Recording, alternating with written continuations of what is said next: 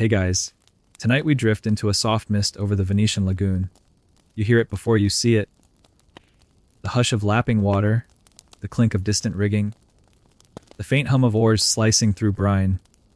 You're floating toward a quiet little island called Murano. Not much happens here, not these days. But a few centuries back, if you'd set foot here, unauthorized, you might have vanished into a canal. Because this isn't just any sleepy outpost. This is where Venice sent its most precious minds, the glassmakers. Not to reward them, but to imprison them. Politely, of course. With salaries, titles, and velvet-lined manacles.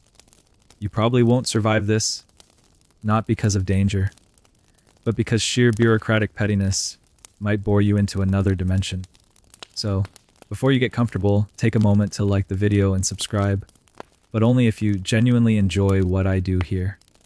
And hey, drop your location and the local time in the comments. It's fun seeing where you're listening from.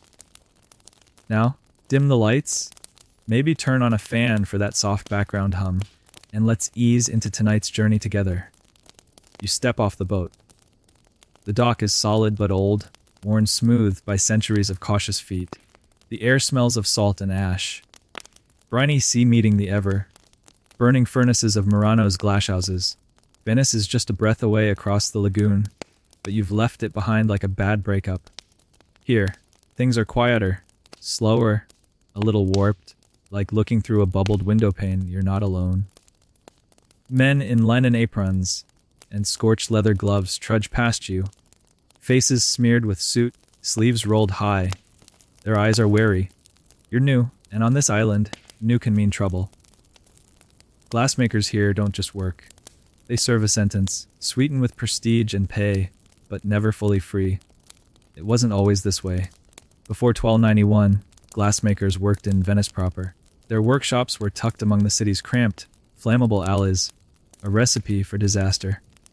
One misplaced ember, and poof, entire districts could go up in flames. And Venice, a city built on wooden pilings, did not appreciate the potential for spontaneous combustion. So the official story, the Doge, Venice's top dog in a fancy hat, decided to move all glass furnaces to Murano for safety. Totally reasonable. After all, this wasn't just any city. It was the Republic of Venice, a medieval superpower with a navy, a flag, and an ego larger than its canals. But once you scratch the surface, careful, don't get cut, you see another motive glinting beneath. Glass wasn't just shiny decoration. It was high-tech, high-value, and highly secret. Venice had perfected techniques others couldn't even imagine: crystal, clear glass called cristallo, gold, threaded goblets, mirrors so smooth they whispered your flaws back at you. And the recipes, locked tighter than your phone's passcode. So yes, fire safety, but also control. Once the glassmakers were moved to Murano, the government started tightening its grip. At first, it was subtle, just a suggestion that maybe artisans shouldn't travel too far. Then came the laws. You couldn't leave the island. You couldn't share your methods. If you did, best case, exile. Worst case, oops, you drowned. Venetian canals are deep, and their justice system didn't leave fingerprints. Still, life on Murano wasn't all bad. You had your own guild. You were legally allowed to carry a sword. A flex, considering not even regular nobles got that privilege. Your daughters could marry into elite families, and your pay, not too shabby. Some glassmakers lived in literal palaces, their wealth glowing as brightly as their furnaces. But freedom, not part of the deal. You walk deeper into the island, past old kilns and cracked mosaics. A breeze carries the warm scent of melting sand, iron tools, and wood smoke. Someone's humming. The melody sounds like something passed down in whispers, like a lullaby too dangerous to sing aloud. As the sun sets, Murano takes on a golden sheen. The canals catch the light, turning the water into liquid amber. It's beautiful. It's quiet. And it's a cage. You can't help wondering what kind of society locks its innovators away not for crimes, but for being too good at their job. But Venice was always more merchant than monarch. Its lifeblood was trade. And in trade, Secrets are more valuable than gold. Glass wasn't just for chandeliers. It was used in science, in warfare, in navigation. Owning the recipe for clear glass meant owning the world's reflection. One historical fact to chew on as you drift in the 14th century, Venice was producing mirrors so fine, the French aristocracy went mad trying to import them. This wasn't just about art, it was optics, both literal and political. And here's your quirky tidbit. To make red glass, artisans used gold. Real gold, ground down and added to the mix like a spice. Imagine accidentally sipping your wine and realizing your goblet cost more than your entire house. Still, historians argue whether the fire hazard story was ever truly believed by anyone. Some think it was a clever excuse to isolate the craftsmen without triggering rebellion. After all, it's easier to accept exile when it comes gift, wrapped in silk and scented with legitimacy. You reach the edge of the island. A locked gate overlooks the lagoon. Beyond it, Venice twinkles like a forbidden lover. You could swim, maybe. It's not far. But someone's always watching. You wake early. Not because you have to. Murano doesn't run on your schedule. But because the clang of a hammer and the whoosh of bellows are already echoing through the narrow alleys. The sun is barely up, painting the lagoon in gauzy silver, but the furnaces never really stop. That's part of the job. Molten glass waits for no one. You wander past arched doorways and shuttered balconies. Behind thick brick walls, artisans are already working the flame, their silhouettes swaying in rhythm with rods and tongs. It's hypnotic. Dangerous too, if you're not careful. But this dance with fire has kept Venice rich and powerful for centuries. By the late 1200s, glassblowing wasn't just a craft, it was a superpower. Imagine this in a time when most of Europe was still drinking from wooden mugs and clay pots. Venice was exporting glittering goblets, crystal, clear lenses, and shimmering beads to courts from Cairo to Krakow. Every elegant lady wanted a Murano mirror. Every scholar wanted a Murano lens to peer through. Glass wasn't decorative. It was revolutionary. Venice's wealth didn't come from natural resources. No mines, no great forests, just cunning ships and secrets. So when they realized that glass, pure light and fragile, could anchor their economy, they clung to it like a jealous lover. That meant turning Murano into both a factory and a fortress. You peer into an open workshop. A master stands barefoot on stone tiles, turning a long metal pipe with molten glass puffed like a bubblegum sphere at its tip. He barely glances at it. Years of practice have trained his hands better than any eyes could. He rolls, puffs, pinches, and spins, creating a hollow globe that glows with inner light. It's not magic. It just looks like it. The secret to Venice's dominance wasn't just technique. It was exclusivity. They weren't interested in sharing, or teaching, or exporting talent. If you were a glassmaker in Venice, you didn't get to moonlight in Milan, or take sabbaticals in Spain. You stayed put. Murano was both your gift and your prison. A mainstream historical fact worth keeping in your sleepy head. By the 14th century, Venice was the uncontested global leader in high-quality glass production. They'd cracked the code on everything from enameling to multicolored layering, and their secret ingredient was soda ash imported from the Levant, a salty powder that helped glass melt evenly and stay clear. Trade routes fed the fire, and the fire fed Venice. But here's the weird twist. The Republic of Venice treated these glass formulas like national defense codes. Not metaphorically, literally. Revealing a technique could land you in front of the Council of 10, the shadowy group responsible for internal security. Think CIA, but with more wigs and fewer scruples. Trials were secret. Verdicts were final. You wouldn't even hear the gavel.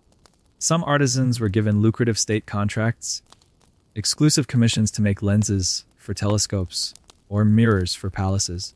These men were watched even more closely. The more valuable you were, the less you were trusted. Venetian logic at its finest. And here's your quirky fringe tidbit. One legendary glassmaker, Angelo Barovier, is said to have invented Cristallo, the first truly transparent glass, sometime around 1450. Rumor says the formula came to him in a dream, whispered by an angel. More likely, he just experimented for decades with purifying sand and balancing alkalis. But hey, a divine origin story makes the glass easier to sell. As you sip a tiny espresso from a chipped cup, glass, naturally, you start to grasp the strange mental math of Venice. They didn't invent glass. The Egyptians and Mesopotamians were shaping it thousands of years earlier. But Venice industrialized it, perfected it, turned it into a brand, and they'd rather burn a man than let that brand leak. Still, historians argue whether Venice's control was ever as total as they claimed. Sure, they scared people, but smuggling happened. Rival cities started producing their own glass, sometimes with suspiciously similar techniques. And the more the world advanced, the harder it became to stop that knowledge from leaking. You stroll past a courtyard littered with discarded rods and failed shards. A young apprentice is sweeping while whistling a tune that's definitely out of tune. He looks up, startled. You nod. He nods back, then goes back to his broom like you never existed. This island has a rhythm. Work, eat, sleep, repeat. Glass doesn't wait, and neither does Venice. You wonder how many young men came here dreaming of fame and fortune, only to end up spending 50 years perfecting a goblet no one would ever know they made. Still, there's glory in the craft. One misstep and the whole piece shatters. One breath too strong, and your bowl caves in. Glass teaches patience, humility, and the value of silence. And for the Republic of Venice, silence was more than a virtue. It was policy. Even now, as tourists gawk at chandeliers in Murano shops, a few real secrets remain. Recipes passed down only through bloodlines. Hand gestures that mean pull, or twist, or wait without saying a word. Whispered warnings like, don't open the kiln if the wind's blowing north. Superstition, maybe. But when your job is to dance with molten lava, you start taking advice from the wind. The sun's rising higher now. Shadows stretch across the cobblestones. You lean against a brick wall, still warm from the night's fire, and realize this is more than a job. It's a legacy. One forged in heat, polished in secrecy, and protected with the full force of a merchant empire. The smell hits you before anything else.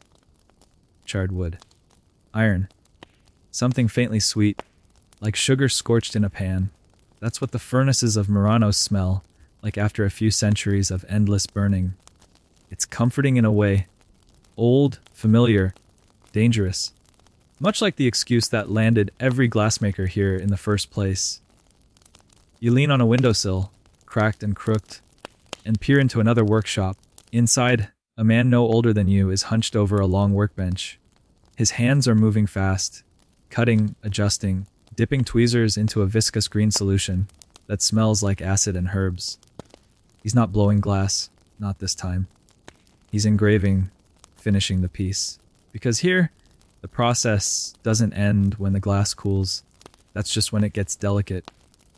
Back in Venice proper, the fire hazard excuse still echoes through documents and decrees. Too dangerous to keep the furnaces in the city, they said. Better to isolate them for everyone's safety. On paper, it was a civic-minded move. In reality, it was an isolation strategy so transparent, it was practically made of Murano glass. And here's the kicker, Venice actually was vulnerable to fire. It was a floating pile of timber, woven together with pitch and hope. A single spark could set off a domino line of thatched roofs and rope bridges. There were real fires in the 13th century that burned entire blocks. So yes, moving the glassblowers away made a certain sense. But, and here's your cheeky bedtime whisper, if safety had been the only concern, the glassmakers could have been relocated anywhere. A nearby hill, a forest clearing. But instead, they were sent to Murano close enough to supply, easy to watch, impossible to flee. Think of it as medieval fencing. And once they were there, the laws came. Not immediately. The Republic was clever. Always more velvet glove than iron fist at first. But soon, the restrictions piled up like ash in a kiln. You couldn't leave without permission. You couldn't bring your family off the island. You couldn't share your work with outsiders. And if you did, you wouldn't be tried. You'd be resolved. Venetian justice was quiet, clean, and usually ended with you falling into a canal under mysterious circumstances. The Council of Ten didn't need to shout. They had the whisper of reputation, the threat of poverty, and the promise that even the wealthiest artisan could be made to disappear. A mainstream historical truth here: Venice was ruled not by kings but by councils. The most famous, the Council of Ten, handled state security with all the subtlety of a dagger in the dark. They monitored trade secrets, foreign dealings, and yes, glassmakers. Their decisions weren't questioned. Their reach was wide. Their methods, let's just say fingerprints, weren't a big issue. And here's a quirk for you. To enforce their policies, the Republic sometimes hired ex-glassmakers to spy on their former colleagues. Nothing says loyalty like turning in your apprentice for trying to sneak a Millefiori sample out in his boot. Historians still argue whether these restrictions were truly necessary. Some say the Republic was merely paranoid, terrified of losing its glass monopoly to Florence or Bohemia. Others believe the system was never airtight, that secrets leaked anyway, and the drama was more about control than security. Either way, the men of Murano were caged with ribbons and threats.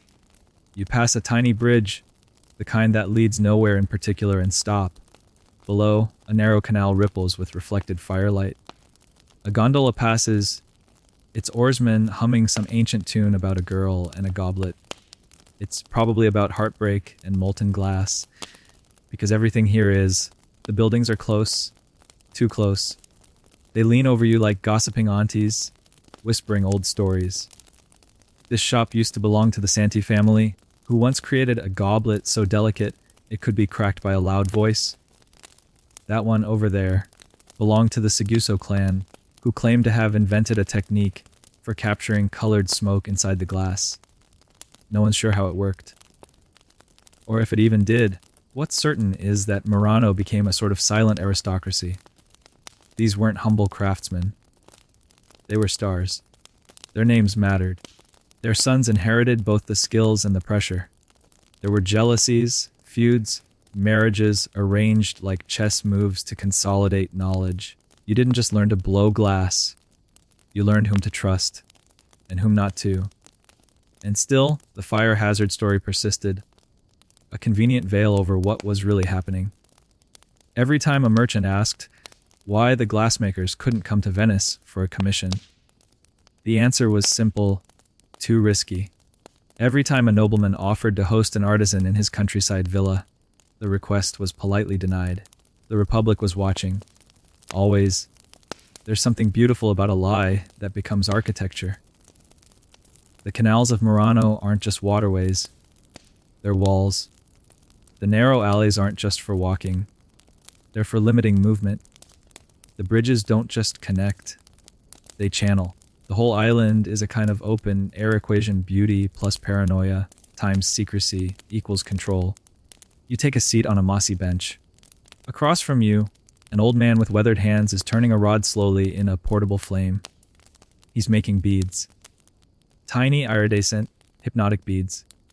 They catch the last light of the afternoon and flash like fish scales. He doesn't speak, just works. And the longer you watch, the more you understand. For some, this wasn't a prison. It was a calling. A cage with golden bars is still a cage, but it's also home, at least until someone tries to leave. You hear it before you see it: laughter, the clink of glass, a sharp bark of debate cut off by a toast. You turn a corner and find yourself in a small square, glowing with lamplight. Not the flickering kind from oil lanterns, but electric ones now, designed to look old. This is modern Murano, retrofitted for charm. But for a moment, you can imagine the scene from centuries ago. Same voices, same cheer, just different hats. You slip onto a bench behind a statue of some long, dead master glassmaker. His name's carved beneath his boots, flanked by flourishes and a suspiciously perfect goblet. He's got the gaze of a man who once made something so delicate it drove an archbishop to tears. Or so the stories claim. Here's what's wild. Despite being legally bound to the island, the glassmakers of Murano were among the highest paid citizens of the Republic. Not nobles, technically, but noble, adjacent. They were granted privileges, wearing swords, getting tax breaks, even marrying above their station. Imagine a plumber today being allowed to date royalty because he once fixed a leak with panache. But this wealth came with shackles. Velvet ones, sure, trimmed with gold. But shackles nonetheless. The Venetian government understood psychology. They didn't just restrict, they rewarded. They made sure glassmakers didn't want to leave. You lived in a lovely home. You had apprentices, servants, sometimes even small entourages. Your children were educated. Your table was full. But the gate, still locked. One mainstream historical fact: by the 15th century, Venice had institutionalized the glass guild system. The Art dei Vetri Glassmakers Guild held not just economic power, but political sway on the island. It dictated who could work, how much they could be paid, and which family controlled which techniques. This wasn't a casual trade. It was a cartel, and it gets more personal. You step through a side street and find yourself beside a crumbling villa. The sign reads Casa dei Torselli, once home to a family so protective of their glass formulas, they allegedly married only within their clan for 3 generations. The family tree, if you'll believe the rumors, is more of a family wreath. That's the thing about Murano. The glassmakers weren't just artisans. They were dynasties. Knowledge passed from father to son, guarded like treasure. Apprenticeships were usually within the family.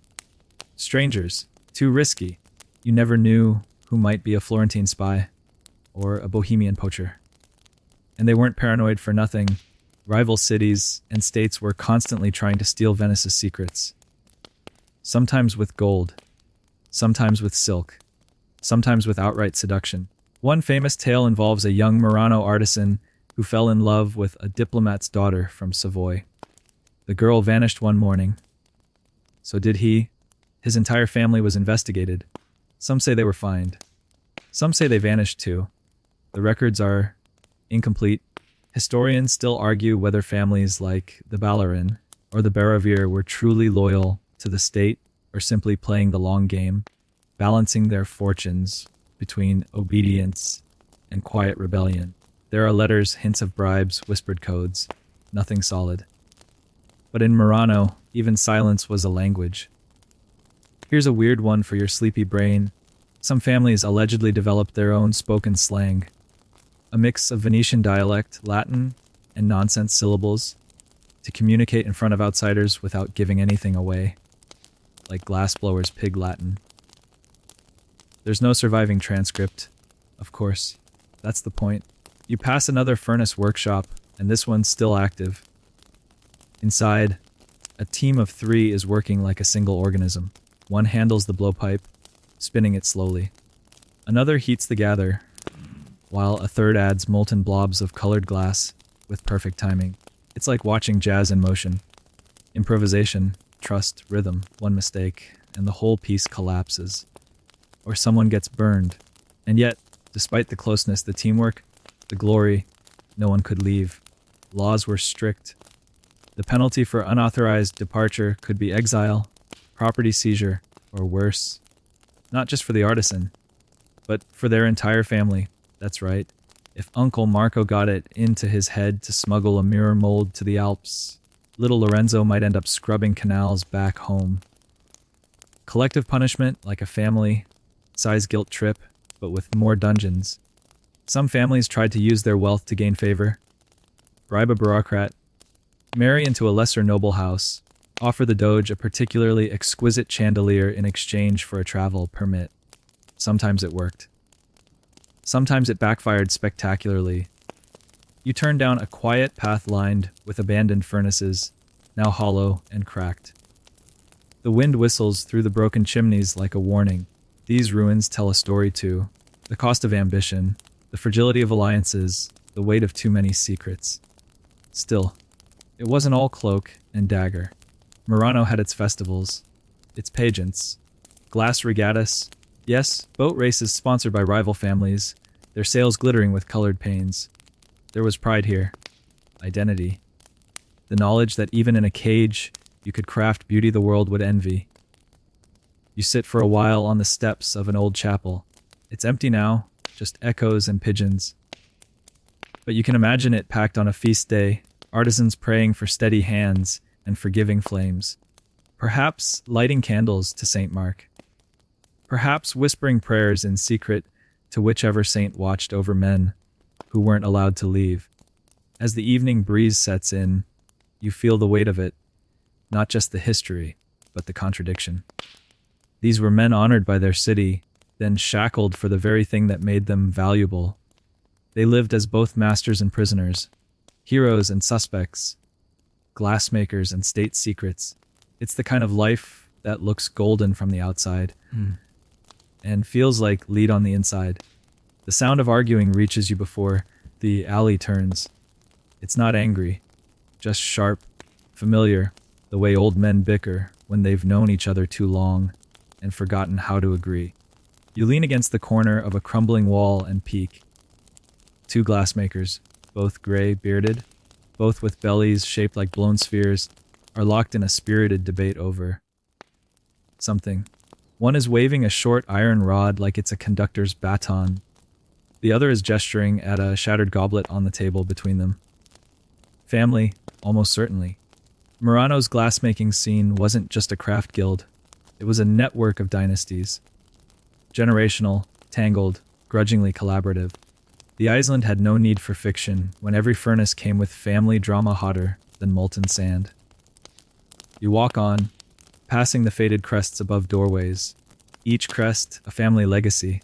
The Baravir starburst, the Sagiso serpent, the nascent twisted ribbon.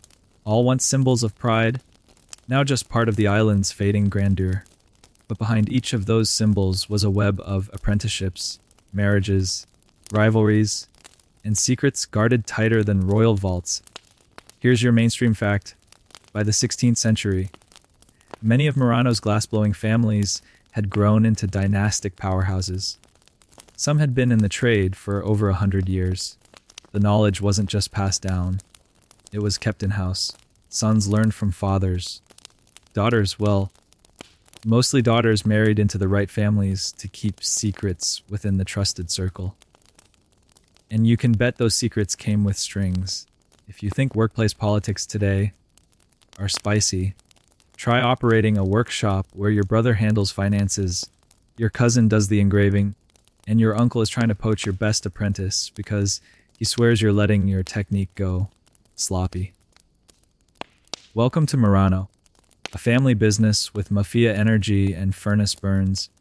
You hear another tale whispered as you pass an open doorway, where an older woman is sipping wine from a glass that could probably buy a used car.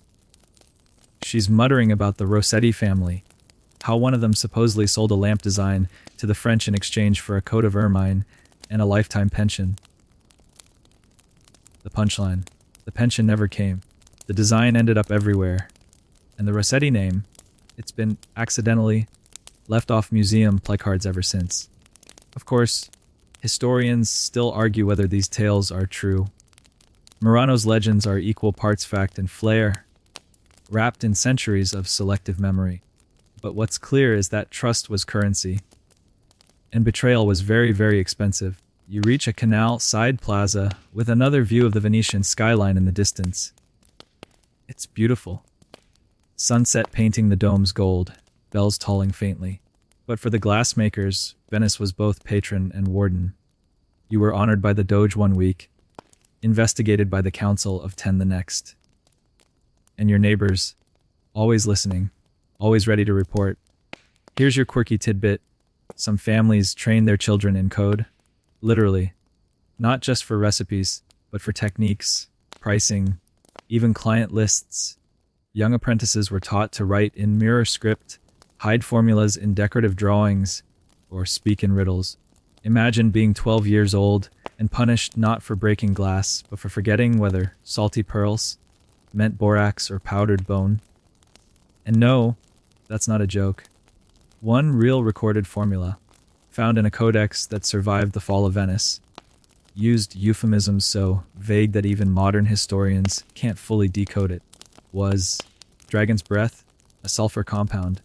Was Venus's sweat a pigment? Or was someone just having a little too much fun with metaphor? You wander into a side garden now, unexpectedly lush. Olive trees, a stone bench, even a small fountain gurgling beneath a blown glass dolphin. It's peaceful and rare.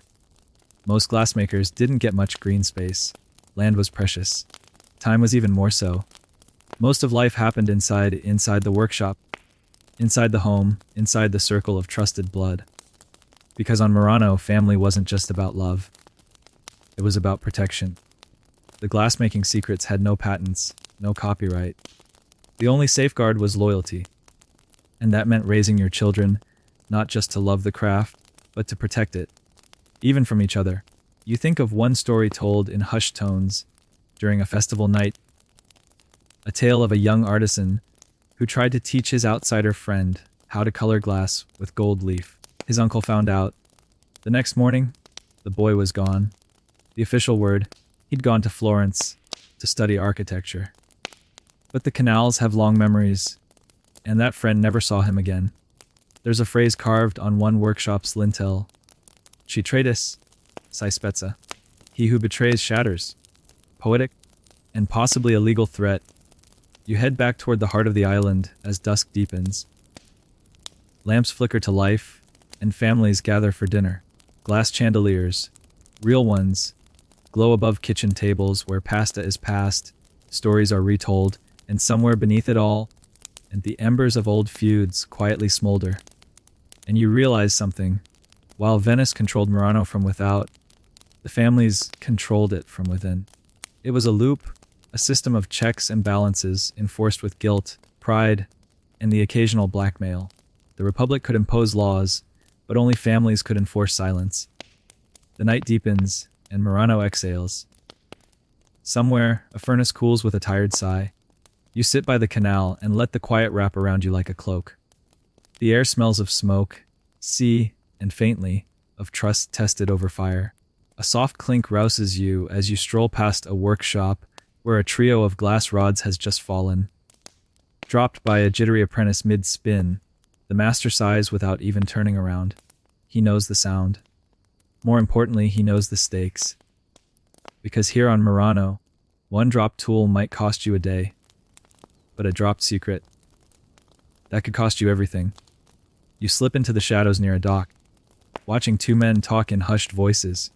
One's young, twitchy, clearly nervous. The other older, dressed better than a laborer, but worse than a noble. The conversation ends with a handshake and a tiny, folded scrap of paper. Just as quickly, they vanish in opposite directions. That's the thing about secrets. They don't stay sealed. Not forever.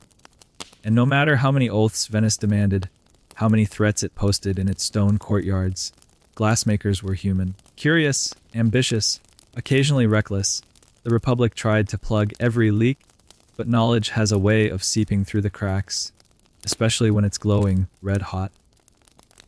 Back in the 15th century, the glassmakers were required to take public oaths, swearing never to divulge their techniques. These weren't just formalities. You swore on your life, your family's honor, and everything short of your cat. Break that oath, and the consequences weren't theoretical. The state could seize your property, revoke your title, even imprison you, or worse. One historical fact, the Council of 10 employed informants across the lagoon. Spies embedded in foreign embassies, merchants paid to sniff out glass copycats, and even disgruntled apprentices recruited to report on their own masters. The intelligence network was dense and well-funded, all in the name of keeping Venice's glass-making monopoly unbroken. And it was necessary, because the secrets weren't just recipes. They were processes, how to anneal a piece without cracking it, how to trap a swirl of color mid-spin, how to blow a goblet stem so thin it could bend like grass. These weren't things you could write down in a cookbook. They had to be taught, shown, practiced. which meant any leak was personal, intimate. To make matters more complicated, the glassmakers developed their own forms of obfuscation. Recipes were disguised in ledgers, encrypted with symbols, or buried in family Bibles, written half in Venetian dialect and half in nonsense. If someone stole your notebook, they'd be left with instructions like mix the breath of April with the ash of the moon's left eye. Helpful. One particularly famous example involved Latimo, the milky, white opaque glass that looked like porcelain. Historians still argue whether the original formula involved bone ash or tin oxide, or both. Some claim the mixture changed depending on the day's humidity, the type of sand used, or the alignment of mercury. And the only people who really knew? They weren't talking. Your quirky tidbit for the night: one family allegedly trained a parrot to mimic their secret glass cooling instructions. When the head of the family died unexpectedly, they realized the bird was the only person left who knew the precise order. For weeks, the apprentices tried bribing it with figs. Eventually, they gave up and invented a new method. Possibly more efficient. Definitely less squawky. You step past a boarded up window with a faded stencil still barely visible, a stylized flame, 3 dots and a half moon. It's not a family crest. It's code. A symbol known only to that workshop's clan. In the right context, it might have meant, this furnace cools with salt vapor. Or, use double, reduced ash. Or maybe it was just a warning to outsiders. We're watching. Because everyone was watching. Murano was a network of secrets inside secrets. Families didn't just protect their knowledge from outsiders. They guarded it from each other. It wasn't unheard of for glassblowers to feign incompetence in front of their own cousins.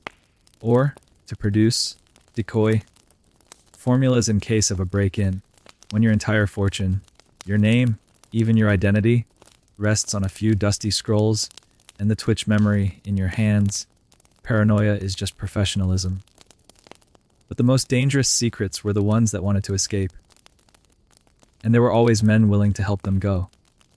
You remember that dockside meeting earlier?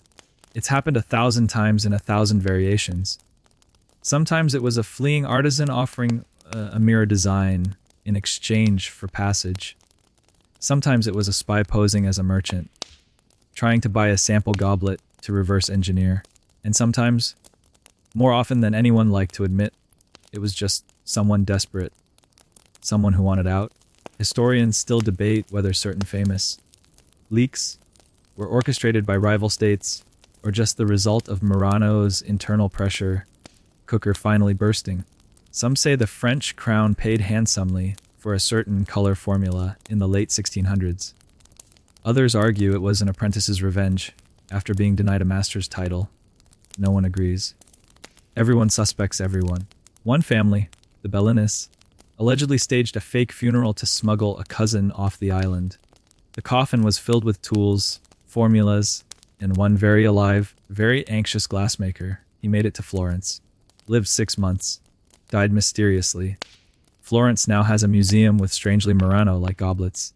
And so, the island stayed locked in its shimmering spiral, oaths piled upon oaths. Laws stacked like sheets of glass.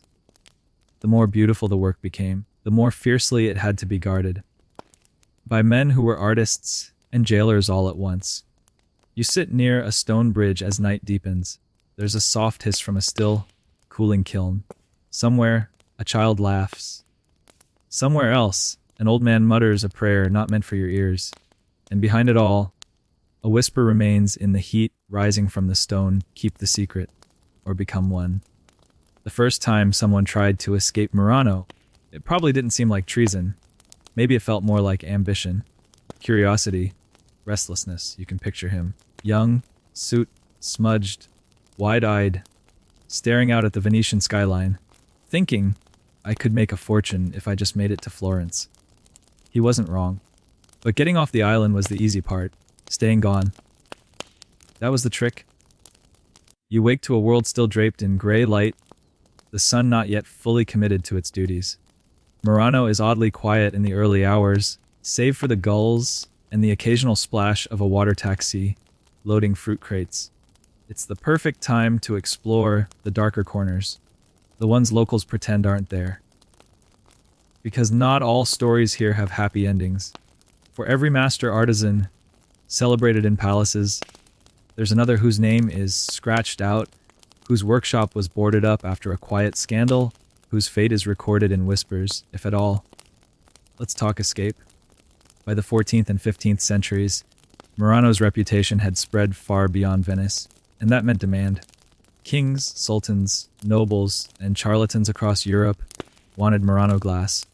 But more than that, they wanted Murano techniques. A few vases were nice. A factory that could make them without Venice's price tag. That was priceless. So, clever courtiers and ambitious dukes began courting artisans directly. They offered land, titles, gold, women, anything. One French noble reportedly sent a boat stocked entirely with wine and promises. Another offered a vineyard and a lifetime supply of bread soaked in honey. You'd be surprised how persuasive that gets when your daily meal on Murano is salted cod 6 nights a week. A mainstream historical fact. Some glassmakers did flee. One of the best known was Antonio Neri, who later wrote L'Arte Vitraria, a comprehensive book on glassmaking that, ironically, helped spread the secrets Venice tried so hard to keep. The book was published in Florence in the 17th century, long after Neri had left the tight grasp of Murano. But many argue he must have learned from Murano masters before leaving. And now for the juicy part. When someone escaped, Venice didn't just sigh and let it go. The Council of Ten had long arms. Letters were sent, envoys dispatched. Sometimes it was a polite legal summons. Sometimes it was a man in a black cloak with a knife, dipped in something untraceable. There's a particularly chilling tale about a defector who made it as far as Constantinople.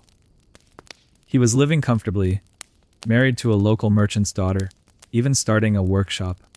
Then one day, during a busy market, he simply collapsed. Some say he was poisoned. Others say he was stabbed with a sliver of glass so fine it left no wound. Either way, his secrets died with him. Historians still argue whether Venice actually authorized these assassinations. Some believe it was rogue agents, or even rival glassmakers exacting justice. Others suspect the stories were exaggerated on purpose, more legend than ledger, designed to scare the escapees into submission. Still, the message was clear. Stay or vanish, and vanish they did. Your quirky tidbit of the night. A handful of Murano artisans are rumored to have faked their own deaths to escape. One man allegedly staged a furnace explosion so convincing that only a single tooth was found in the wreckage. A decade later, a Spanish glassmaker in Antwerp was producing oddly familiar millefiori beads. Coincidence? Or resurrection? Back on the island, every escape attempt caused ripples. Workshops were investigated. Families were fined or stripped of titles. Rumors spread like wildfire. Did he leave willingly? Was he taken? Did someone help him? The worst accusation, treason. Not just against Venice, but against your own bloodline. And that meant your family didn't just grieve. You were erased. Portraits taken down. Names chiseled off benches. You weren't just gone. You were undone. And yet, people still tried. There's something about fire that invites rebellion. You work day after day beside a furnace, shaping beauty from danger. And eventually, you start thinking maybe you can shape your own fate, too. Maybe you're not just an artisan. Maybe you're an architect of your life. Then you pack a bag, leave a note, step onto a gondola, and hope no one follows. Tonight, as you lean over a railing, the wind rising gently off the canal, you wonder what you would have done. Stay, grow rich but watched.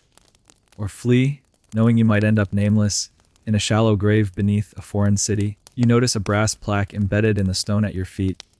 Faded words, half erased perci cels la libert, perci pag. For those who chose freedom, and for those who paid, there's no list of names, just a quiet space, just enough room for you to imagine. A barge glides through the canal, low and silent, its hull heavy with crates padded in straw, not wine. not fish. But something infinitely more valuable, Murano glass, wrapped like royal relics for delivery to the courts of Europe. You pause on the bridge, watching it disappear beneath an arch, the boatman's face blank as a chess master's. Because every crate carries not just glass, but risk. The deeper the world falls in love with Murano's brilliance, the harder it is for Venice to keep it locked down. And yet, they try. You stroll toward the waterfront where the view opens wide, giving you a glimpse of the sea and everything that lies beyond it. And right there, docked like a promise, sits a foreign merchant vessel. Flags from the Ottoman Empire flutter in the breeze.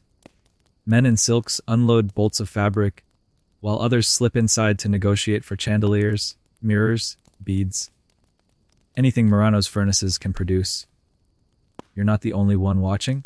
A man in a simple cloak leans against a bollard nearby, arms crossed, eyes sharp. He's not here for trade. He's here for surveillance. Because Murano doesn't just attract customers, it attracts poachers. Foreign powers had long learned that Venice wouldn't export its techniques, only the finished goods, so they changed strategies. If you can't buy the recipe, maybe you can buy the chef. By the 16th and 17th centuries, European courts were full of Murano artifacts. Polish nobles drank from Latimo goblets. French royals admired reticello patterns so fine they seemed to defy physics. Even the Sultan in Istanbul reportedly paid in gold and wore hearses for mirrors that reflected so perfectly they showed not just your face, but your secrets. One mainstream historical fact, King Henry IV of France successfully lured several Murano glassmakers to his court. Venice, predictably, went ballistic. There were diplomatic protests, harsh countermeasures, and, if rumors are true, a few accidents involving couriers in the French countryside. What did these kings offer that Venice could not? Freedom, for one, and flattery, palaces, titles. Some were named royal artisans. Others received estates. A few even secured marriages into local nobility, breaking the glass ceiling and the social ladder. And yet, the price was steep. You didn't just defect. You exiled yourself from your home, your family, your name. Most couldn't return. Some wouldn't dare. There were reports of returned defectors ending up lost in the Venetian bureaucracy. One man spent 3 years in a holding cell before being released under house arrest. On Murano, of course. Where else? Historians still argue whether Venice's response to foreign poaching was excessive or just savvy statecraft. Some call it paranoia. Others call it economic warfare. The truth lies somewhere in between, smudged like a fingerprint on a wineglass. And here's your quirky tidbit. There's a persistent legend that a Murano glassmaker defected to the court of the Mughal Empire in India, where he introduced Venetian techniques to local artisans. The story goes that he was gifted a tiger, 3 wives, and a gemstone the size of an egg. No official record confirms his identity, but a handful of glass pieces in Jaipur museums show curiously European fingerprints. Coincidence? Maybe. Or maybe someone learned to shape more than just molten sand. Back on Murano, the presence of foreign envoys created constant tension. Some came openly, ordering pieces for diplomatic gifts. Others came disguised as tourists, wandering through workshops with a little too much interest in technique. Some even posed as apprentices, offering hefty bribes to be taken on. The families knew the game. They developed rituals, techniques that were only shown after trust was earned. Some workshops used false recipes for visitors. Others kept their real methods behind locked doors, only opened at night, only worked by family blood. And always there was the unspoken threat, cross the line, and someone might make sure your lineage stops here. You pause by an open, air cafe, watching a couple sip wine under a chandelier made of clear glass and curled leaves. It looks light, delicate, innocent. But you know better. That chandelier represents centuries of silent war, trade wars, culture wars, and yes, espionage. It's strange, isn't it? That an object so beautiful, so weightless, could anchor so many lives, could cause empires to squabble, kings to scheme, and republics to watch their own sons like enemies. Venice knew the stakes. For all its wealth, the Republic had few natural defenses. No tall mountains. No deep woods. Just boats, bureaucracy, and brilliance. Glass wasn't just commerce. It was identity. Every chandelier that hung in a foreign court reminded the world who had made it and who hadn't. Still, you can't help wondering about those glassmakers who left. Were they happy? Did they miss the salty air, the soot-stained alleys, the scent of boiling ash? Or did they finally breathe easier in lands where their hands were prized, not policed? There's a saying carved into the base of an old quay stone. El mundo vuela luz, ma non la fiamma. The world wants the light, but not the flame. You run your fingers along the weathered edge. Seems like Murano always gave both. The heat hits you before you enter. Not a summer sun kind of warmth, but a dense, pulsing furnace heat, alive and humming. You step through the archway of one of Murano's older workshops, ducking under soot, darkened beams. Inside, the room glows orange and red, like the belly of some lazy dragon. This is where beauty is born. 3 artisans are at work, sweat glistening on their foreheads, sleeves rolled, brows furrowed in silent focus. One shapes a flower from a droplet of clear glass, spinning it with tweezers like a magician pulling dreams from flame. Another stretches a shimmering ribbon into a stem, mouth pursed as he exhales through a long pipe. The third, he's dancing. Really, actually dancing, with a piece of molten glass that dangles like a comet, spinning and twirling to keep it from collapsing under its own weight. This isn't just labor, it's choreography you watch as a simple lump of sand, soda ash, and crushed limestone becomes something else entirely. Smooth, liquid, obedient, then brittle, dangerous, perfect. It's hypnotic and terrifying, because every piece can fail at any step, and there are no second chances. One mainstream historical fact: Murano's glassmakers developed an unrivaled mastery over dozens of styles. Cristallo, so clear it was nearly invisible. Millefiori, with its candy, like flower patterns trapped forever in solid form. Filigrana, Aventurine, Reticello, each more delicate, more complex, more impossible than the last. These weren't just styles. They were innovations created under pressure, competition, and the constant threat of replication. The irony: the more beautiful the product, the more dangerous it became for the artisan. Praise meant attention. Attention meant scrutiny. And sometimes, attention meant the quiet arrival of men who asked too many questions and offered too much gold. But in the heart of the furnace, none of that matters. Here, there's only timing, breath, precision. A fraction of a second too early or too late, and the glass caves in, bubbles, or warps into something unusable. The artisans never curse, they just let the piece fall. Start again. You notice a corner of the workshop cordoned off by a velvet rope.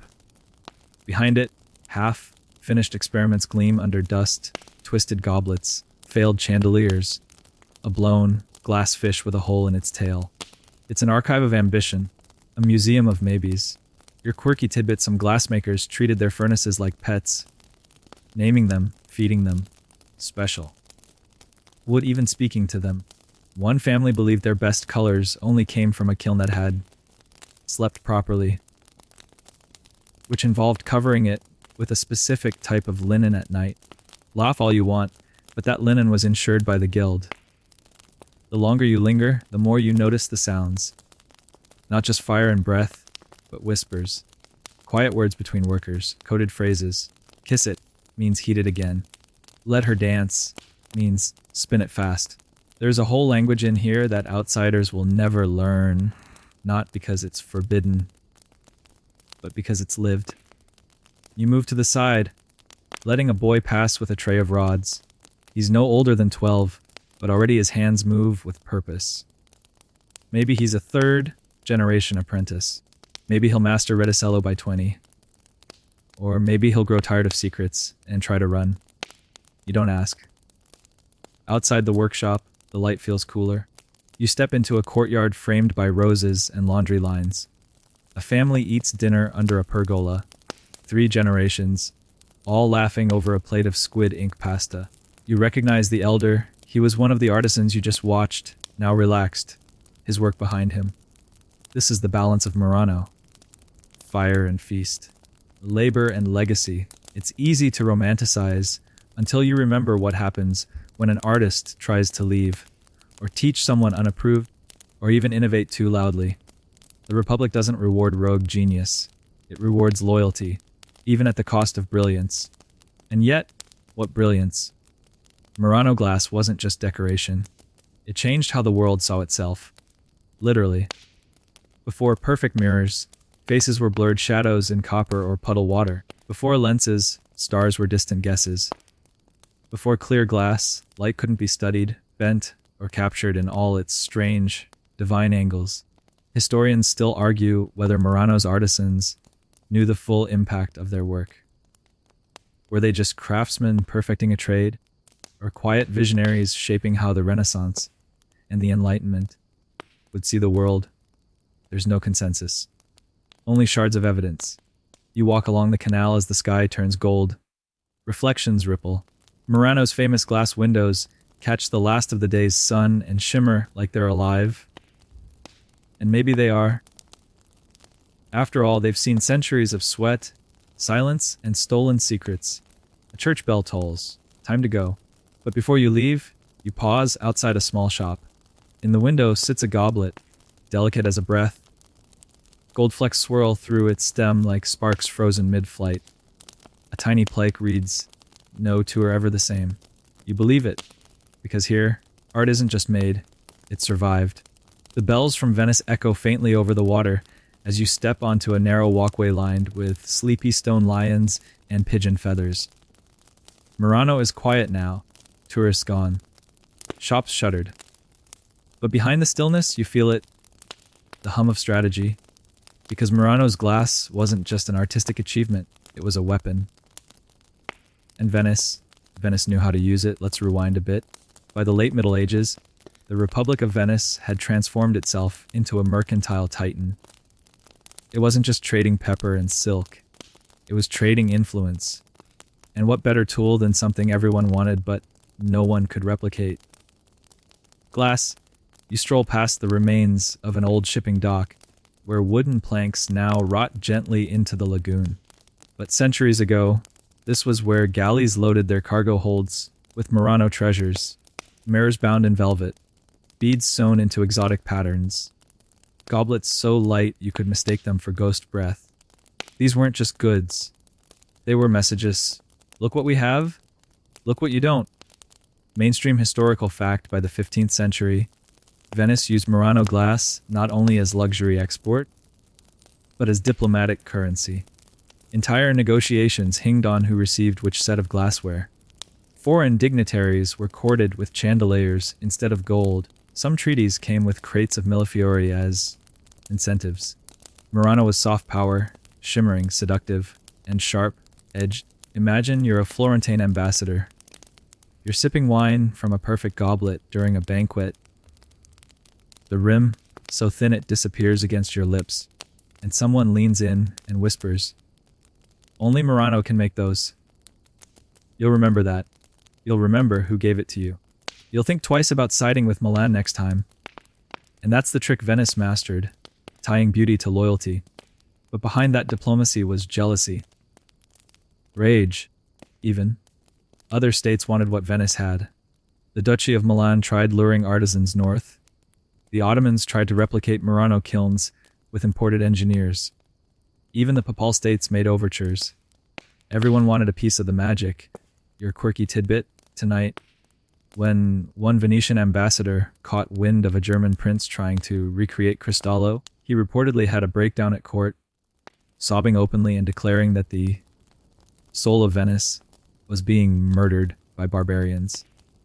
He may have been exaggerating, but only just. So, what did Venice do? They built walls without mortar. Not literal walls, metaphorical ones. Trade policies that banned raw materials from leaving Murano. Surveillance of merchants. Secret audits of inventory. Even false exports.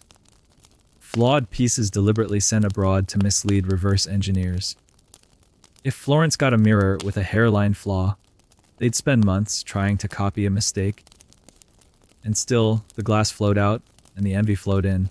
Historians still debate how much of this was economic necessity and how much was cultural pride. Some argue Venice needed glass exports to balance its budget.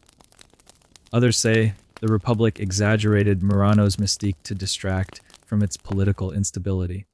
Perhaps both are true. What's undeniable is how jealously it guarded the illusion of perfection. You walk along a warehouse row now abandoned, where shipping manifests once tracked each piece's destination: Lisbon, Paris, Constantinople, Krakow. The glass from this little island traveled farther than many of its makers ever would.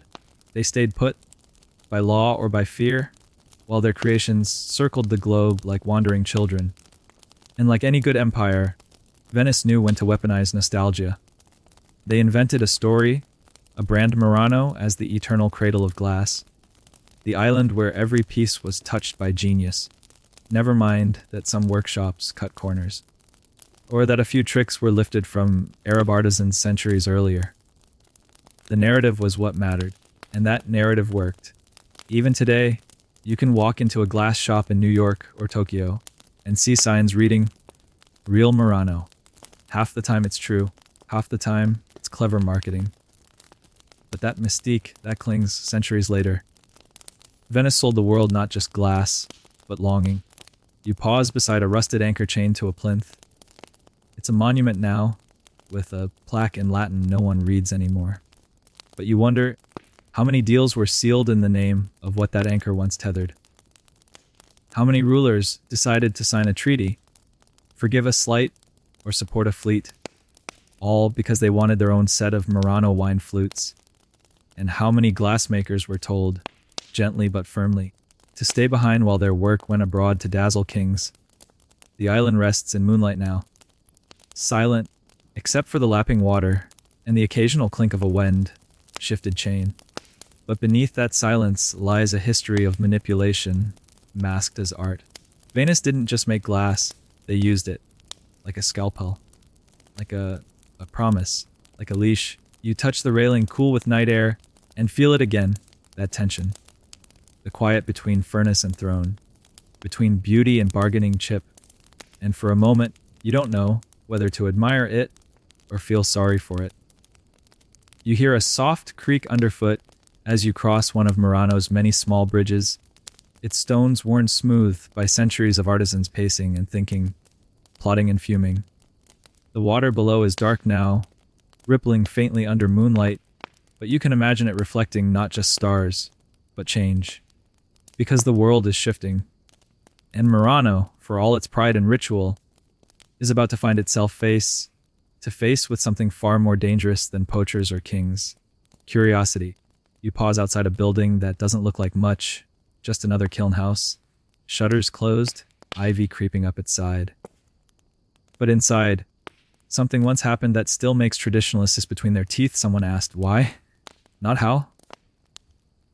Not when. But why does glass work like this? And just like that, science begins to whisper its way in.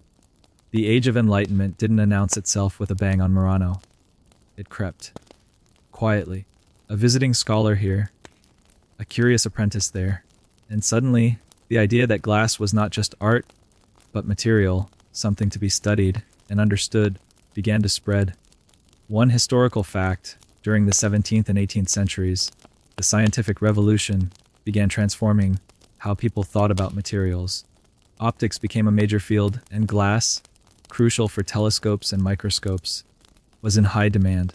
Galileo himself used glass lenses in his early astronomical work, some of which were reportedly made in Venice.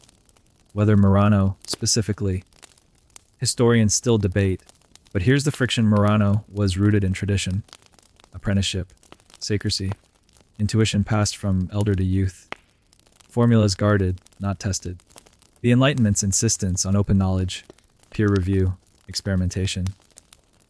That wasn't just unfamiliar, it was heretical. You wander into a courtyard where old kiln bricks have been stacked like an altar.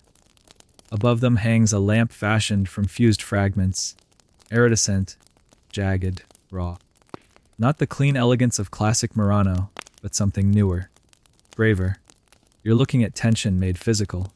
The glassmakers were artists, yes, but also increasingly craftsmen being asked to become scientists. Some resisted, some adapted. A few welcomed it, even partnered with chemists and engineers to refine their processes. But others saw the writing on the wall and tried to scrape it off. Your quirky tidbit tonight: one workshop allegedly banned apprentices from reading anything printed after 1650, fearing that books would cloud their instincts. Another famously had a glass prayer, a chant said before beginning a piece, which included a line pleading that no logic enter the hand. That's not superstition. That's resistance. And it wasn't just ideology, it was economics. If glass became understandable, it became replicable. If it could be broken into steps, analyzed, improved upon, then what's stopping someone from doing it cheaper, faster elsewhere? And slowly, inevitably, they did. English factories developed lead crystal. Bohemian glassmakers began producing pieces with stunning clarity and color. Even the French got in on the act, building workshops with state funding and scientific backing. The world wasn't just catching up. It was bypassing Murano. Historians still argue whether Murano's decline in scientific relevance was self-inflicted or imposed by Venice's obsessive secrecy. Some say the artisans were never meant to be scientists. They were artists, and their strength was mystery. Others argue the guilds should have opened their doors earlier, embraced the change. The truth, as usual, is molten. You reach a small museum tucked into a corner of the island. Inside, under dim lights and thick glass cases, rest tools that haven't touched fire in 300 years. Calipers, tweezers, blowpipes. Their handles are worn, but they still look ready for use. Beside them, diagrams, some meticulous, some utterly unreadable, chart out experiments with colors, clarity, and new materials. A few are labeled unknown result. Others are marked with red X. It's easy to romanticize tradition, to believe that the old ways were purer, better, more honest. But here in this quiet museum, you feel the struggle. The glassmakers were trying to keep up. They just didn't always have the tools, or the permission, because Venice was watching. And Venice didn't like questions it couldn't answer.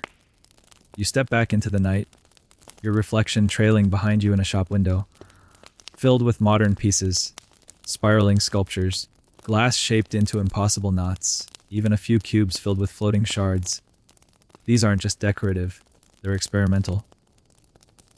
Murano, even now, trying to reconcile art with inquiry, because fire doesn't ask permission. It simply burns. And eventually, it burns through dogma, too. You find yourself back at the water's edge, watching as a small boat returns with a single crate, probably full of samples for some foreign buyer. The world still wants Murano's beauty, but more and more, it also wants understanding. And that's the question Murano still hasn't fully answered. Can you preserve mystery while opening the door to reason? The wind shifts, and with it comes a scent that doesn't belong. Gunpowder, horse sweat, leather. Change. You turn your head toward the horizon, and there it is, a ripple across the lagoon. Not the tide. Not a barge. But a shadow in the shape of destiny, sailing closer with each day. Napoleon Bonaparte. For centuries, Murano danced in place, guarding its secrets. Serving the Republic, watching the world shift and spin, while it held its ground in molten tradition. But the 18th century is nearly spent, and with it, so is Venice. One mainstream historical fact: in 1797, the once proud Republic of Venice, after more than 1,000 years of relative independence, fell to Napoleon without much of a fight, no siege, no blaze, just a polite occupation, a symbolic transfer of power, and the death of an idea. And with that quiet end, the glassmakers of Murano blinked in the sunlight of a new world. You walk through an alley where every surface feels slightly off kilter. Not ruined, just shaken. These are the years after the fall, and the island is adjusting. The Council of Ten, gone. The laws bearing departure, erased with the stroke of a pen. Venice has traded freedom for survival, and Murano, once the jewel in its crown, is suddenly holding a very different hand. For the first time in centuries, glassmakers are allowed to leave the island. Not sneak, not flee. Some go, most don't. And that's the twist. After generations of secrecy, of treating the outside world like a threat, many artisans have grown roots so deep, they wouldn't know where to go if they tried. Murano isn't just where they live, it's who they are. Still, some embrace the change. A few young masters travel to Milan, Paris, even London, eager to show what they can do. Others invite foreign artisans in for collaboration, for competition. The walls that once kept them in. Now, their gates swinging both ways. Your quirky tidbit, one Murano glassmaker, newly freed under Napoleonic reforms, reportedly traveled to Lyon with a suitcase full of unfinished baubles and a head full of vengeance. Within 3 months, he'd opened a boutique, sold out of inventory, and started dating a local countess. Her family called him the magician from the lagoon. His name, lost to history. His chandeliers, still hanging in a forgotten salon just outside town. But not everything changes for the better. With freedom comes dilution. Some workshops close. Demand shifts. The mystique that once clung to Murano's exports, like perfume, begins to fade. No longer protected by Venice's iron glove, glassmakers now compete in a global market, and that market doesn't care about dynasties. It cares about price, speed, novelty. Historians still argue whether Napoleon's reforms were the salvation or the slow death of Murano's golden age. Some say the glassmakers finally got to breathe, innovate, evolve. Others mourn the loss of something older, mystery, reverence, the sense that a goblet was more than just a pretty thing. You pass a ruined courtyard where ivy grows through shattered bricks. A faded mural shows a cherub holding a blown glass orb. Someone scratched words beneath it, senza catene, senza fuoco. Without chains, without fire. You wonder if it was meant to be hopeful or hollow. Inside one of the few surviving 18th century workshops you find relics of this moment, the transition. A catalog listing newly legal exports. A visitor's logbook with names from Hungary, Sweden, even America. One entry, dated 1802, reads, "Delighted by their openness. Purchased 3 dozen beads and a mirror. Will return." And another, a month later. The flame feels smaller, because change is rarely tidy. Murano's artists no longer fear for their freedom, but they also no longer hold the monopoly. The sense of being essential is gone, replaced by the sharp pang of competition. Still, the flame doesn't go out. You watch an old man polish a goblet under a gas lamp, his hands moving with stubborn pride. The world has changed. Empires have fallen, but the rhythm of his fingers is the same one passed down for generations. And in a back room, a teenager etches a new design into a glass disc. Not a tradition, not a replica, but something modern. Experimental. You don't know what it is. Neither does she. But that's the point. Murano is no longer a fortress. It's becoming a laboratory. You exit the building and breathe deep. The air is different now. Not just from the salt and the heat, but from possibility. For centuries, Murano held its breath. Now, finally, it exhales. The bells of Venice ring again, but they're not calling glassmakers back to heal. They're ringing for themselves, for survival, for evolution, for a future unshackled from secrecy. And Murano, it burns on. It's morning, and for once the air smells not of fire, but pastries. You follow the scent past a row of souvenir stalls, brightly painted, overly eager, each one overflowing with color. And not just any color. Glass, beads, animals, clowns' hearts, dolphins, spoons. If it can be melted and molded, someone here's made it in glass and glued a "Made in Murano" sticker on the bottom. You blink. Twice. Then again, this isn't the Murano of royal goblets and whispered secrets.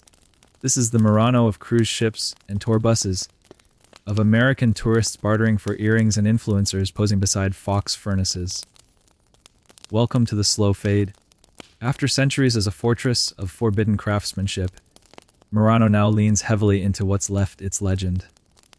And like all legends, It has found itself shrink-wrapped, commodified, and ready for export. You step into a glass shop on the main canal. Air-conditioned. Spotlit.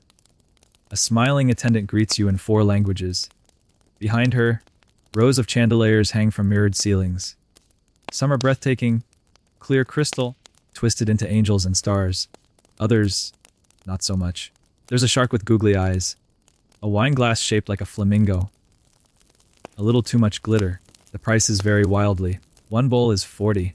Another, indistinguishable to your untrained eye, is 2,000. You ask why. She smiles. This one is handmade. That one is Chinese. Then she adds softer. Most tourists don't care. One mainstream fact, since the late 20th century, Murano has struggled to compete with mass-produced glass from abroad. Imports, some labeled deceptively, flood the market. The term, Murano glass, is not always protected, meaning knockoffs can legally ride the coattails of centuries of prestige. This, understandably, drives real artisans crazy. And there are still real artisans here, just fewer. Tucked away behind the busy shops, behind the walking tours and the discount gondola rides, you'll find them. The old furnaces. The families that still remember the formulas. The apprentices with ash on their faces instead of hashtags in their bios. But it's harder now. Your quirky tidbit: one Murano master reportedly taught his son glassblowing in secret at night, hiding it from the boys' schoolteachers who insisted he pursue real education. The father died before the boy finished learning. The son now runs a workshop that makes glass sneakers. Real ones. Life, size. They're surprisingly popular in Tokyo. You continue walking, passing rows of cafes with glass straws and chandelier earrings. A child cries because her rainbow dolphin necklace broke. Her mother sighs and buys another one. Behind them, a man carefully wraps a handmade vase that cost more than your rent. 2 Muranos. Same island. Different worlds. Historians still argue whether this transition, from elite artisan stronghold to tourist playground, was inevitable. Some say Murano adapted to survive. That commodification is better than extinction. Others mourn what's been lost: the reverence, the mystery, the sense that every piece carried history, not just a price tag. There's a quiet ache here if you look close. A bitterness in some artisans' voices. You hear one mutter, "I didn't study 15 years to make keychains." Another shrugs. They pay in cash. The glass doesn't care what shape it takes. And he's not wrong. The material hasn't changed. The sand, the ash, the fire, they remain. It's the meaning that's shifted. Once, a goblet was a state secret. Now, it's a souvenir. Once, a workshop was a sanctuary. Now it's a stop between gelato and gel nails. You visit a glass museum tucked behind a square that most tourists miss. Inside is silence, dust, reverence. Ancient pieces rest on velvet. Tools etched with initials long forgotten. A timeline tracing the island's rise and plateau. A wall-sized map with glowing lines, showing where Murano glass has traveled. You find your country, your city. You feel connected. Then you step outside and nearly get run over by a Segway tour. That's Murano today. It survives on contrast. Old and new. Sacred and kitsch. Heritage and hustle. And through it all, the furnaces burn on. You pass one on your way back to the water. Discreet, quiet, still family run. Through the window, you glimpse a young woman shaping a piece not meant for sale. It's abstract. Strange. Gorgeous. She's not looking at the street. She's looking into the fire, into something older than memory. And in that moment, you understand. Even as the island sells its fragments, the soul is still here, waiting, watching, whispering through flame. The path twists unexpectedly, curving away from the souvenir shops and gelato stands, pulling you deeper into the bones of Murano. You walk past shuttered doors with flaking paint, chipped tiles bearing once, proud family names, and stone benches smoothed by time, not tourists. This is where the real Murano lingers. Quiet, cracked, resilient. You pause outside a modest workshop. The sign above the door is simple, etched in smoky glass. Vetreria del Silenzio. No slogans, no discounts. Inside, It's dim but warm, the kind of place that smells like wood smoke and stubbornness. A bell chimes softly as you enter. No one rushes to greet you. Just a man at the bench, hair silver, hand steady, working on a piece that seems less about beauty and more about memory. You realize you're watching not just craftsmanship, but ritual. Every motion is inherited, refined, whispered from ancestor to apprentice for centuries. He looks up once, nods, and returns to his task. No sales pitch. No explanation. He doesn't need to prove anything. This workshop is not for show.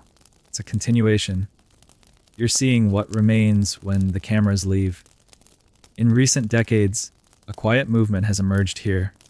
Not a rebellion, but a reclamation. Families who never gave up. Young artisans returning after years abroad.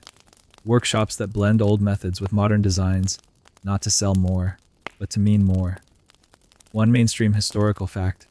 As tourism grew and industrial competition intensified, a small group of Murano families formed cooperatives to preserve traditional methods. They standardized authenticity seals. They held exhibitions not just to impress, but to teach, to remind the world, and themselves, what Murano glass really is. It's not just the object, it's the flame, the lineage, the hush that falls before the blowpipe spins, the first breath, the last. But even within these circles, nothing is simple. Some cling fiercely to the past, refusing electric kilns, insisting on recipes written in codes that no one under 60 fully understands. Others push boundaries, experimenting with recycled materials, fusing glass with metals, building sculptures that have more in common with modern art galleries than palazzos. There are debates, heated ones. Historians still argue whether the new generation's innovations dilute or honor the legacy. Purists cry sacrilege. Reformists cry survival. The truth, somewhere in the molten middle. You pass a group of young apprentices, maybe late teens, laughing as they unload sandbags. One wears headphones. One has neon sneakers. But their gestures, how they handle the tools, how they instinctively give space around the hot zone, those are old. Older than them. Older than democracy. Your quirky tidbit tonight. One workshop's master glassmaker reportedly learned his entire family's glass techniques from a series of bedtime stories his grandfather told him in rhyme.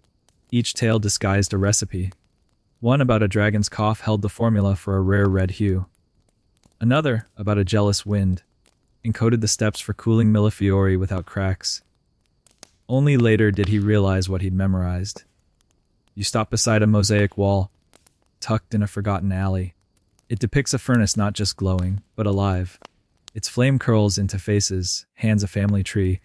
Beneath it, in tiny fused letters, La mani non mentono, hands don't lie. You think back on everything you've seen. The fame, the exile, the secrecy, the velvet chains and whispered betrayals, the escapees and assassins, the goblets that changed the world, the tourists who broke them, and through it all, hands, always hands, holding, shaping, hiding, revealing. You sit on a bench, watching the sun dip behind tiled roofs. The last rays turn the glass windows gold. Somewhere nearby, a furnace exhales. You hear laughter, low, familiar, from a backdoor gathering. A family meal, perhaps. Pasta, wine, a toast in dialect. You imagine someone raising a glass.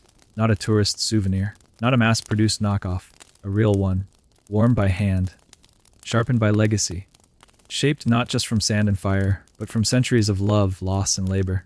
That's Murano now. A mosaic of fragments, some chipped, some perfect, all part of the same shimmering whole. And tomorrow, the furnaces will burn again. Twilight settles over Murano with a hush, as if even the island is tired. Not the loud kind of exhaustion that demands sympathy, but the deep, lived, in wariness of a place that has burned and bent through centuries and still somehow glows. You walk slowly now, not out of fatigue, but out of respect. These alleys deserve your attention. Every crack in the pavement, every smudge on a shop window, every wrought iron hook that once held a lantern, all of it is part of the story. And stories here are never just stories. They're whispers behind the furnace. You pass a closed workshop where someone's left a handwritten sign in the door. Back at dawn. Leave quiet thoughts. Below it, a small tray holds slips of paper, wishes, compliments, a sketch of a bird. One simply says, "I saw my grandmother in your vase." It's not clear whether anyone reads them, but the tray is always there. One mainstream historical fact. Even as the global glass industry evolved and digitized, Murano's few remaining master workshops remained largely analog. No conveyor belts. No AI automation. Just breath, gravity timing. It's not stubbornness, it's fidelity. And yet, the old secrets are still here. Some are written, squirreled away in brittle ledgers behind hidden doors. Others are passed orally, from parent to child, not as a grand revelation, but as an afterthought while stirring soup or untangling fishing nets. But the most elusive secrets, those live in the hands. In the twitch of a wrist, the angle of a breath, the weight sensed only through skin. You duck beneath a narrow archway and emerge in a courtyard where broken glass is scattered like confetti. Not trash, scraps from today's work, a mosaic in reverse, the day's failures, perhaps, or tests, or sacrifices. One piece catches the light, a sliver of red, curled like a petal. You pocket it without thinking. Not for theft, but remembrance. That's the thing about Murano. Even its fragments feel sacred. You pass a group of kids chasing each other around a kiln housing. They're shrieking with delight, their sneakers pounding stone. One stops, looks at you, and points to a window glowing faintly orange. "Still burning," he says, then bolts after the others. "Yes, still burning?" Your quirky tidbit. One local myth claims that Murano's oldest furnace, never named, only referred to as the Mother Flame, has been kept alive in some form for over 500 years. Passed like a candle flame between generations, it's said to contain the ash of the original Republic's founding scrolls.